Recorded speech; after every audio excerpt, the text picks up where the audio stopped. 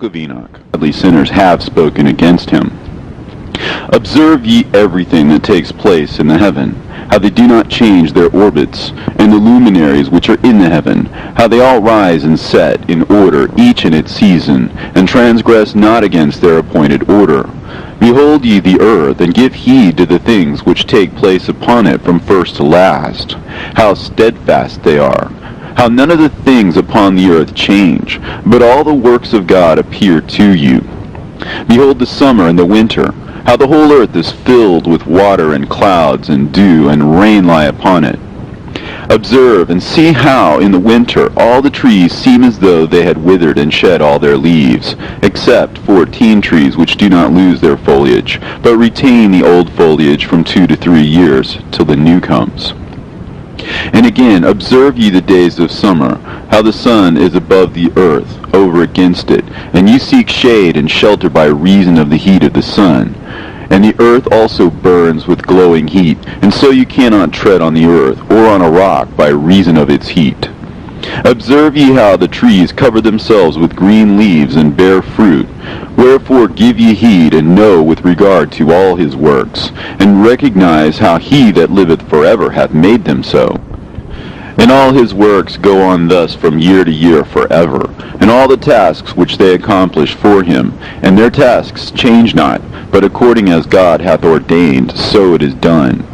And behold how the sea and the rivers in like manner accomplish and change not their tasks from his commandments. But ye have not been steadfast, nor done the commandments of the Lord. But ye have turned away and spoken proud and hard words with your impure mouths against his greatness. O ye hard-hearted, ye shall find no peace. Therefore shall you execrate your days, and the years of your life shall perish, and the years of your destruction shall be multiplied in eternal execration. All praise to the Most High and His beloved Son. The Son itself, the S-U-N, proves God is real. The book of Enoch was just plain. That is what you heard. The book of Enoch told you to observe the luminaries that rise and set. Behold the sun in the winter, the seasons. Alright? The Most High created these things. The Most High created the sun. In the book of Enoch, he explains his journey into the heavens, and he explains how the sun and all those things are administrated by the angels. The whole earth is filled with his glory. The sun proves he is real. The sun proves God is real, because without the sun we would not even exist. The sun helps your body take in vitamin D. The sunlight hits your body, helps blood circulation. Wearing sunscreen is actually not a good idea. Okay, the Father knows what he was doing. In the book of Genesis chapter 1 verse 16, the Father said that he made two great lights. Okay, he made the greater light to rule the day, and the lesser light to rule the night, the sun and the moon. Why? Because our bodies are terrestrial. Thus you have the celestial, which are the angels in heaven, the spiritual bodies, but on this earth we are terrestrial. On this earth we have bodies. On this earth we have terrestrial bodies. Alright,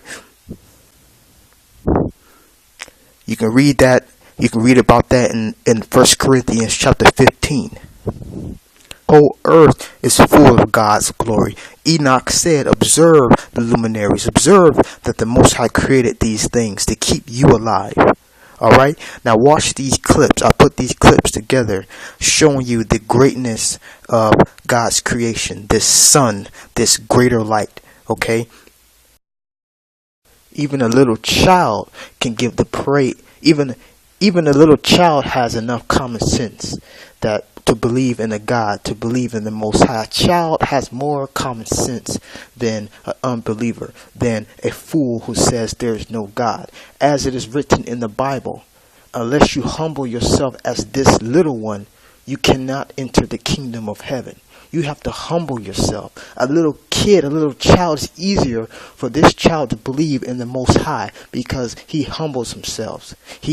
There's so much stuff for him to learn and understand about this world because he is still young. He or she is still young. So it's easier. If you don't humble yourself as a child, you cannot understand the creations, how the Most High created the sun, the moon, and all the elements for your benefits, because because you're filled with pride.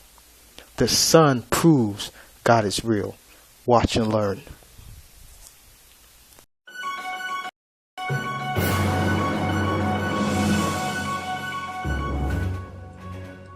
How the sun helps us.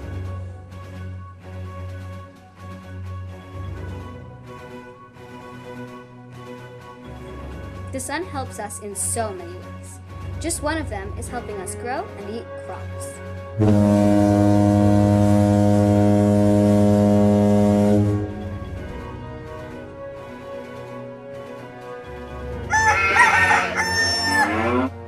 Farmers plant crops nearly every day. We depend on the sun to help these crops grow.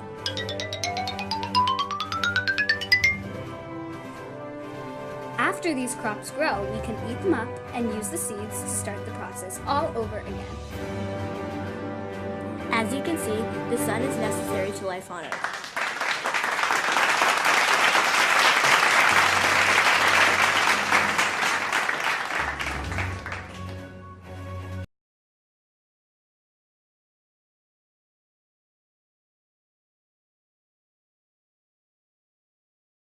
Produced meats, but also sunlight was a big thing in her protocol. That was one of the big topics that she always talked about, kind of the biophysics of sunlight.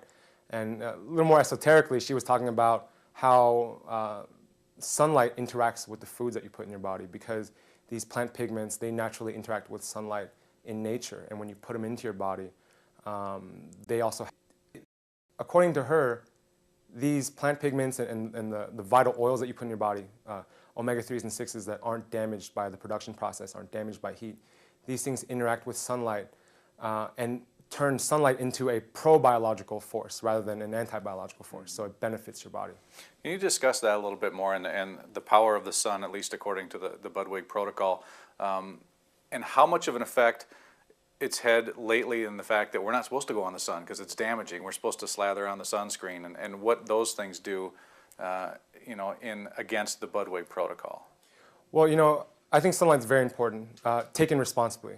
The thing with sunlight, and I think it's two main things, two main components in terms of the benefits of sunlight. And one of them is vitamin D, right? Because that's one source of vitamin D. That's a huge source of vitamin D, is that your body synthesizes it when you get sun exposure. We know that vitamin D, for instance, causes cancer cells to commit suicide, right? It's one of the most important cancer-fighting vitamins that we have in our body. And a lot of researchers say that if we were to keep our vitamin D levels in optimum range, that we could prevent a lot of different cancers. But the second thing, and this is kind of overlooked, is the role of sunlight itself, not just the vitamin D, because now there's been a study looking at sunlight, taking sun, in relation to heart disease, and these researchers found that it benefited heart disease.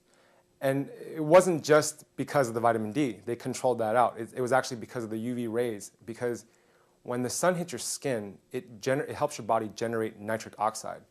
And this is one of the most important chemicals in your body that helps to promote proper circulation, good circulation. And when you talk about it in terms of cancer, it's one of the important variables, in my opinion, because cancer cells tend to make energy in a very inefficient way, right? They upregulate glycolysis, they take in sugar, they put out a lot of metabolic waste in the form of lactic acid. And this metabolic waste, when it accumulates, it has a lot of damaging effects, right? It can promote metastasis, it can actually hide tumors from immune detection, right? So when you look at circulation in that sense, you see that it's really important to maintain that metabolic landscape, to keep the fluids around your cells from accumulating these metabolic wastes, and that's a very important variable. But in terms of sunscreen, I think you don't want to burn, definitely. You don't want to get sunburn. But I think most people, you should probably get around 15 to 20 minutes, probably every other day. It really depends. I mean, if your skin's darker, you might need more. Really, ultimately, the best way to do it is to get vitamin D levels tested. That's really how you know how much you need. But definitely, if you're going to be out in the sun a lot, definitely, either cover yourself or use a good natural sunscreen. But other than that, yeah, sun's very important. We shouldn't be using sunscreen all the time. That's definitely, I don't think that's a good idea.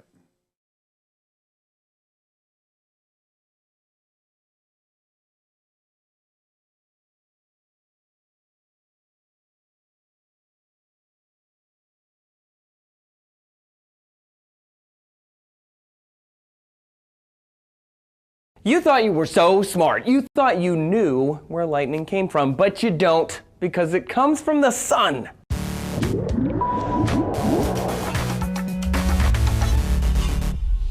Howdy light bulbs, Trace here coming at you from DNews with your weekly space update. Lightning is a fairly common way for nature to showcase its raw power. Molecules in the clouds bump and grind up on each other, creating a buildup of static electricity. As the cloud becomes charged up with electricity, electrons snake up from the ground as well to make a circuit. That's called the step leaders. When the electrons meet, lightning. Science is awesome. That's what we used to think. It turns out there's actually a bigger, badder baller on the block, the friggin' sun. A new study in Environmental Research Letters found that the solar wind may be affecting the amount of lightning that we are seeing on the ground. The sun is constantly producing a stream of electrons and protons traveling 1,000,000 miles an hour, flowing in all directions away from it. This is commonly called the solar wind because the Earth is bathed in those high energy particles constantly, and during periods of high solar activity like now, the solar wind blows even stronger. Though we think the sun is a solid ball, it's actually a giant nuclear furnace made of gas that takes 27 days to fully rotate. The particles it emits are therefore fluctuating in a predictable pattern as well. The scientists describe the solar wind as waves because it can vary in density, temperature, and charge based on where the sun is in its monthly cycle. When these high energy particles hit Earth's magnetic field, we get aurora. We've talked about that before, and they usually just kind of bounce off and keep going. However, when a relatively slow solar wind wave is overtaken by a relatively fast wave, it overwhelms Earth's magnetic field, and some of those particles actually break into the upper atmosphere, charging up the clouds and causing an increase in either the frequency or intensity of lightning. The scientists weren't exactly clear on which it was, whether it was a rate of lightning or intensity. You'd think you'd want to be more clear on that. It's not just our sun causing the static buildup either. When other stars explode millions of light years away, they also send out these high energy particles, and some of them do eventually hit us as well. Mathematically, this is like mind-boggling, right? What are the chances of a star exploding millions of years ago at just the right time to shoot out a particle which after millions of years will hit us and cause a lightning strike that will finally give me superpowers? What are the chances? Knowing this, the scientists say, may help improve long-term weather forecasting somehow, knowing the sun's cycle and solar wind and all that. Are you blown away by this solar wind thing? Tell us in the comments below, and you know what? Get funky with it.